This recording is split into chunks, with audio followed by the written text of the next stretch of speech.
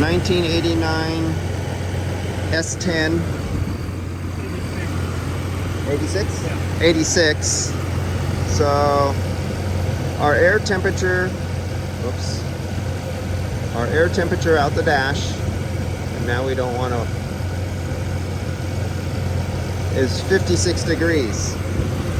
After the orifice tube, I'm taking the temperature with the liquid line, section line, 60 degrees after the orifice tube.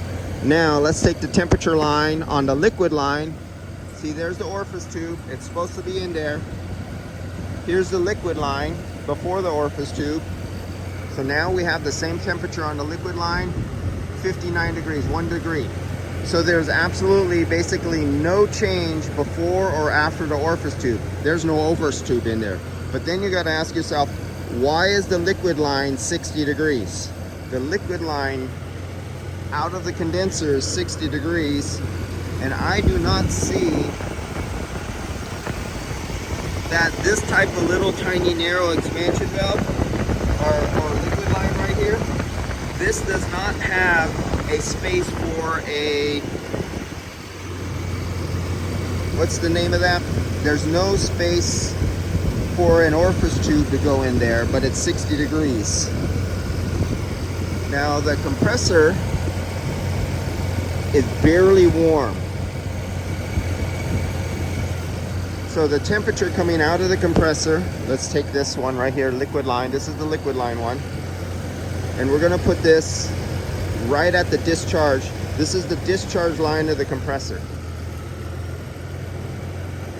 Only 80 degrees. Now outside temperature, here's the outside temperature right here. You can see it's red. And the outside temperature is, it's 59 degrees outside. Something is definitely wrong. And then after you got the drop across the accumulator, so here's the returning after the accumulator. It's a few degrees colder, 48 degrees. And there's the other one right there. Here we go. Let me get these unraveled. Hold on. I'm confusing myself here. Okay. This is the section line one right here, coming out of the evaporator.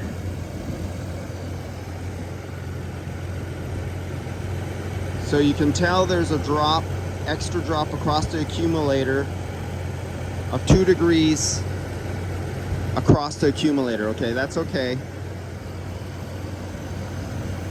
But there's no way that that liquid line should be cold. So somewhere, it's like there's piston ring material stuck in one of the bends, causing a great drop across the condenser, because there's no drop across the, where the orifice tube should be, there should be a drop, and there's 0 drop going across that. So that is, let's grab this one.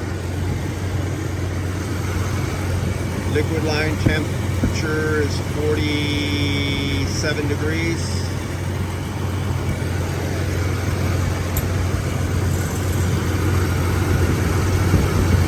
I really want to get my things tonight. Okay, so we're right here.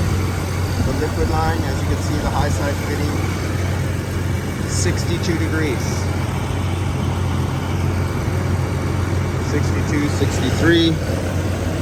Then going after the orifice tube.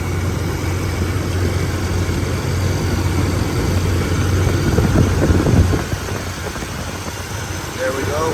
We're now after the orifice tube, and we're still 62 degrees. That's not possible. All right, I'm gonna drain it.